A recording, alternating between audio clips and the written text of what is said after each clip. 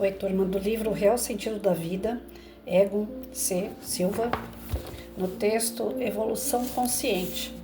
Como ressaltado ao longo dos capítulos anteriores, estamos aqui em mais uma janela existencial, em missão de aperfeiçoamento.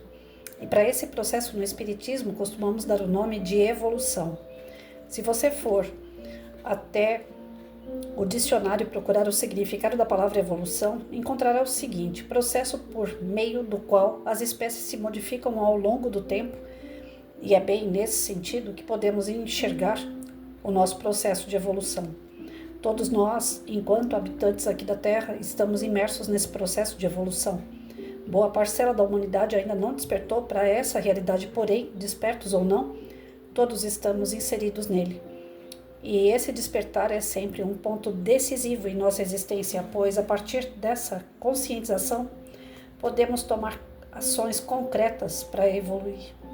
Precisamos melhorar, crescer e nos aperfeiçoar, principalmente no sentido moral, mas é imprescindível que entendamos esse processo para fazê-lo de forma consciente. A maioria de nós, mesmo inevitavelmente inseridos nesse processo de evolução, passa a vida inteira sem a real consciência disso.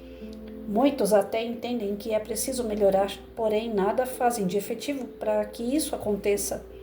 Consequentemente, não conseguem dar um passo à frente, geralmente porque ainda estão absolutamente presos ao comodismo das suas realidades materiais. Ter um conhecimento raso ou superficial do tema é algo que nos leva a ações também rasas e superficiais. Por isso, é fundamental trabalhar em nossa conscientização, pois o primeiro passo, que é o despertar para essa realidade, é consequência de conscientização de que precisamos evoluir. Depois de despertos e conscientizados da necessidade de mudarmos, precisamos identificar os pontos mais importantes para o início do processo. E para isso precisamos voltar à recomendação de Sócrates: conhece-te a ti mesmo. Gosto de utilizar exemplos para facilitar a compreensão. Suponhamos que alguém ainda necessite de aprimoramento no campo do orgulho, que seja o detentor de certa arrogância e prepotência, permanecendo ainda distante da real humildade, precisando melhorar nesse sentido. Primeiramente, é preciso reconhecer essa fragilidade. Sem isso, fica muito difícil empreender um plano de mudança. E aí está um ponto de muita complexidade. Em nosso processo evolutivo, geralmente ainda estamos presos em nossa própria descoberta. Buscamos explicações sobre tudo o que nos cerca, mas efetivamente ainda não nos conhecemos a nós mesmos. Por isso passamos a vida toda parados, principalmente porque só procuramos melhorar naquilo que notamos estar em déficit. E, como ainda pouco nos conhecemos, costumamos a usar essas frases como: este é meu jeito, eu sou assim mesmo, como desculpa para nos mantermos estáticos. Vou tentar usar um exemplo ainda mais prático. Você sai pela manhã com seu automóvel e nota que o marcador de combustível aponta o nível de reserva. Então, por essa indicação, você reconhece que seu carro precisa de combustível. Logo, você irá procurar um posto para abastecimento. A grande questão é que na vida não temos um painel para indicar as nossas deficiências, e esse é o ponto inicial para conseguirmos impor a evolução, um ritmo consciente. Precisamos então criar mecanismos para identificar os pontos em que ainda falhamos, os pontos que ainda precisamos melhorar. Certamente esse vai ser um trabalho muito intenso e complexo, mas imprescindível para quem quer iniciar um processo de evolução consciente. Então, não espere a luz de combustível acender, porque isso não vai acontecer. Nós é que precisamos acender a consciência para as nossas imperfeições. E aqui chegamos a um ponto complementar a tudo isso. Para identificarmos o que estamos fazendo de certo ou errado, precisamos saber o que é efetivamente certo ou errado, o que podemos ou não fazer, para não fazermos o errado achando que é o certo. E a dica que deixo é Jesus. Seus exemplos e ensinamentos podem nos dar um sentido coerente sobre o que é certo e errado. Depois podemos complementar seus ensinamentos com os parâmetros deixados pelo codificador Allan Kardec. Eita, quase que não sai. Como falamos em capítulos anteriores. Suas obras também nos deixam um verdadeiro manual de como podemos agir de maneira acertada. Precisamos aprender que o crescimento intelectual precede o crescimento moral. Ou seja, para evoluirmos, precisamos aprender o caminho. Agora, voltado ao exemplo que iniciamos o capítulo daquele que precisamos melhorar, no âmbito do orgulho, se essa pessoa ainda não identificou que precisa melhorar ou ainda não assimilou que agir assim é errado, então, pela ótica que ela enxerga a vida, não há nada a fazer. Ela não consegue identificar o seu orgulho como uma falha. Por isso, a importância da intelectualização nas questões da vida e da sua continuidade. Quero deixar aqui um alerta, mesmo não estando com a consciência de que precisamos evoluir, isso não nos priva de ter que evoluir. Tudo na criação divina está em movimento e em progressão. Não podemos perder o que existe de mais importante enquanto encarnados aqui na Terra: o tempo. Não faz sentido iniciarmos e terminarmos a vida sem dar um passo à frente. Como a providência divina trabalha incessantemente para que possamos crescer, ela utiliza-se de meios para que possamos despertar e evoluir. Por exemplo, colocando em nosso caminho o que chamamos de problema. Mas na verdade são soluções que nos levam a fazer algum movimento e sair do sofá de nós mesmos. Algo que nos faça despertar, algo que nos incomode e consequentemente nos faça mudar de atitude. Como ainda não temos consciência de que precisamos melhorar ou até temos certa consciência disso, mas não empenhamos nenhum esforço nesse sentido, a providência divina utiliza-se desses recursos em prol da nossa evolução, em nossa ignorância. Costumamos reclamar dos artifícios que Deus utiliza em nosso favor para auxiliar nosso processo de evolução. Geralmente passamos pelos problemas reclamando sem entender que são dádivas colocadas em nossa caminhada. E isso acontece porque geralmente ainda não estamos efetivamente despertos para a evolução consciente e não conseguimos evoluir com o advento dos problemas. Algo fundamental é que você reveja seus conceitos sobre problemas. Geralmente adotamos uma perspectiva limitada sobre o tema. Amplifique seu entendimento sobre isso. Mude a ideia de que os problemas são coisas ruins. Não, um problema é uma dádiva, uma alavanca para irmos à frente. Não olhe mais para os problemas como um castigo. Caso contrário, será muito difícil entender os mecanismos usados por Deus para a nossa evolução. Anteriormente, estudando a lei de causa e efeito, aprendemos que nossos problemas podem ter sido criados por nós mesmos. Mas como Deus sempre tem uma finalidade pedagógica frente às situações impostas, a nossa vida, a reparação de um erro e do passado, também é uma oportunidade de aprendizado e evolução. Agora que já vislumbramos os problemas sob outra ótica, vale lembrar que nem sempre eles fazem parte de uma reparação de um erro do passado. Eles podem ser apenas um instrumento para o nosso aperfeiçoamento, uma mola propulsora que Deus utiliza para nos fazer subir mais um degrau. A vida nos enche de exemplos nesse sentido. Quem de nós não reconhece uma pessoa que passou por um câncer, uma situação de quase morte, uma doença severa ou até longo período de dificuldades financeiras? E depois de tudo resolvido, mostrou-se alguém melhor, mais humilde, mais confiante em Deus, mais otimista, menos materialista, e tudo isso em decorrência da situação que viveram. O problema promoveu, nesses casos, um despertar, um olhar para a vida de outra forma, consequentemente uma evolução. Essas pessoas geralmente saíram do lugar, deram um passo, e digo geralmente porque, mesmo frente a essas situações, alguns ainda se mantêm paralisados. Quando estivermos reconhecidamente aptos a melhorar, crescer e evoluir de modo completamente consciente, provavelmente não será mais necessária a utilização da dor para que isso aconteça. Por esse motivo, um dos grandes desafios da vida está ligado à consciência. Não passaremos a eternidade imersos em problemas. Uma hora precisaremos despertar a consciência, que sejamos inteligentes em iniciar imediatamente esse processo, e quando um problema chegar até nós, nossa consciência o identificará com a solução de que é algo que precisamos melhorar. Acontecendo isso, então não teremos mais problemas, e sim soluções, e isso muda tudo. Talvez agora você esteja se perguntando: estou passando por uma série de dificuldades e você está dizendo que isso veio para me ajudar? Exatamente. Se isso está acontecendo em sua vida, aproveite o sentido pedagógico que isso tem para lhe mostrar. E quando você aprender o que esse problema tem a ensinar, então ele não fará mais sentido e logo não estará mais presente em seus dias. Tente imprimir esse ponto de vista em tudo e verá que a vida se fará muito mais leve, pois tudo o que entendemos e aceitamos fica muito mais fácil. Sem esquecer que durante o problema é fundamental enfrentá-lo com resignação, sem reclamação e mais ainda agradecendo, pois trata-se de algo que veio para te ajudar. E não se esqueça de que Deus é absolutamente misericordioso. O seu problema de hoje é a melhor forma que a providência divina encontrou para te dar novas perspectivas para o amanhã. Por mais difícil que possa parecer, é a forma mais sutil que Deus encontrou de te fazer acender a sua própria luz interior.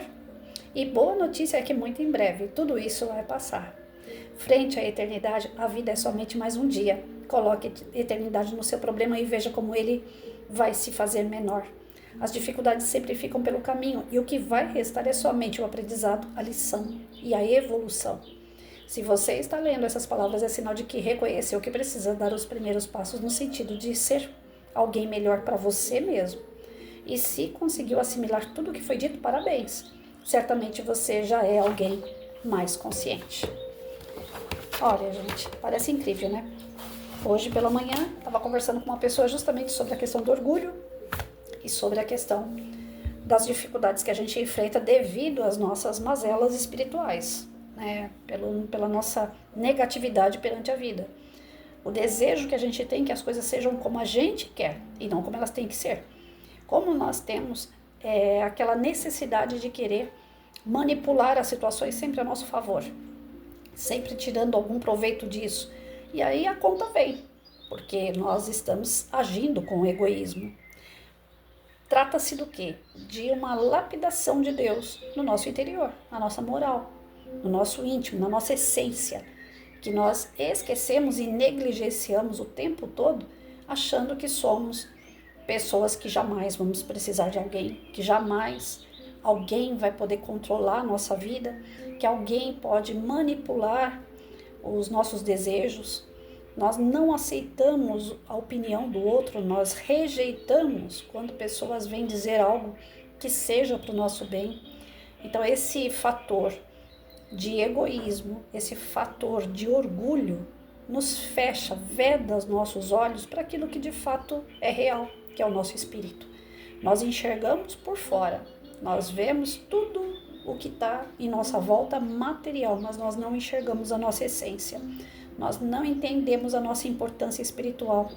E nisso, como eu falei, a gente negligencia, a gente deixa para depois. Nós passamos uma vida inteira trabalhando para comprar carro, casa, para beber, para fumar, para noitar, para promiscuidade, para trocar de casais, né? Hoje eu tô com a fulana, amanhã eu tô com o fulano, e a gente pega a vida como se fosse algo assim tão banal que eu posso tudo, eu faço tudo. E quando a vida freia, quando a vida mostra pra gente um lado mais endurecido e que enrijece as nossas possibilidades de continuar fazendo besteira, a gente acha que é um castigo. A gente acha que aquele problema que surgiu, ele é maior do que a nossa responsabilidade e condição de resposta. E não é. Aquela resposta diante de um problema está em nós, só que a gente ainda é imaturo. Nós ainda agimos por impulso, por selvageria, que existe dentro de nós aquele instinto animal ainda. Então nós estamos evoluindo espiritualmente, mas a gente não permite dar esse passo de evolução perante as oportunidades que a vida material nos traz. A gente acaba indo pelo embalo de continuar vivendo para a matéria, sendo que ela é ilusória. Teve uma vez que um amigo falou assim: você sabe que tudo que a gente tem em volta é como se fosse aquele Matrix, né? Tudo é ilusão. Eu falei assim, cara, eu não consigo compreender isso de verdade, né? Na minha mente ainda não se construiu essa questão do ilusório, mas eu consigo entender de uma forma moral que tudo que eu tenho não é meu. Eu consigo entender que tudo que eu tenho é para o meu uso de imediato. Porque daqui a 1 minuto pode ser que eu caia dessa cadeira, bata a cabeça aqui no chão e já era. Ou nem isso. Sentada aqui, dá um troço e eu mesmo, né? Já vou partir. Então eu tenho a noção da ilusão das coisas como matéria que eu estou utilizando. Mas não essa ilusão mais profunda que ele citava. Que é do tipo assim, parece que quando eu falo isso daqui é uma ilusão, isso aqui não existe. Aí eu falo, mas como não? Se eu tô pegando, né? E ele vai nessa perspectiva de que isso daqui é uma ilusão, que eu tô pegando algo que não existe. Eu não consigo penetrar nesse pensamento que ele tem, mas ele já tá num grau bem maior do que eu. E ele consegue entender isso. Eu não consigo entender a vida como Matrix ainda, mas de fato ela é um mundo paralelo. Não tem esses heróis hoje aí da Marvel que tem vários mundos paralelos, tem vários Homem-Aranha, vários Wolverines, né? Então, nós não somos várias Patrícias, vários José, várias Marias, mas nós temos vários lugares. Nós temos. E eu não consigo penetrar ainda nesse campo. Eu não tenho essa amplitude de pensamento, de conhecimento. Porém, tem pessoas que já alcançaram isso, já elevaram tanto a sua moral, o seu conhecimento, o seu intelectual, que elas conseguem entender perfeitamente essas camadas onde o espírito pode estar, né? A zona umbralina, a Terra, outros planetas parecidos, né, com as vibrações da Terra, outros planetas superiores à Terra. Nós temos isso no Livro dos Espíritos, nós temos a progressão espiritual. Porém, eu, Patrícia, ainda não consigo enxergar tudo isso. Já fui para o umbral, já fui em lugares onde são bonitos, já fui em lugares que são parecidos com o local onde eu moro. Então, assim, mesmo que eu durma, meu espírito é tirado do corpo, levado a vários lugares para eu poder ver, que eu sou Santo Tomé, né? Para eu ver, para crer. Ainda assim, eu sempre volto cheia de dúvidas, devido à minha imperfeição moral. Então a gente vai buscando essa elevação, esse desenvolvimento à medida que a gente estuda, à medida que a gente se aplica, à medida que a gente exercita. Né? Hoje pela manhã, conversando com um amigo, eu falei para ele, tem uma questão de orgulho aí com você. E tem um problema grande para ser resolvido, mas para isso você precisa ser menos orgulhoso. E entender que esse problema dá para ser resolvido com humildade. Dá para ser resolvido sendo uma pessoa com mais empatia, uma pessoa mais solidária. É isso que você precisa, é buscar esse caminho, né? E isso eu fui falando intuída, eu tenho certeza que sozinha eu não estava. Né? Então, assim, quando você abre os olhos de alguém, na verdade, os seus olhos estão abrindo. Quando você dá uma dica para uma pessoa do que ela precisa, na verdade é algo que ou você está precisando ou você está conquistando na sua vida. Nós estamos uma jornada do outro justamente para isso, para dar uma cutucada, para dar uma melhorada na vida do outro. Aí só vão falar assim, mas tem gente que passa na vida da gente que é só para destruir a vida da gente. Eu pensava assim, gente, há 2 anos atrás, nossa senhora, eu não reconheço mais a Patrícia de 2 anos atrás, como eu melhorei.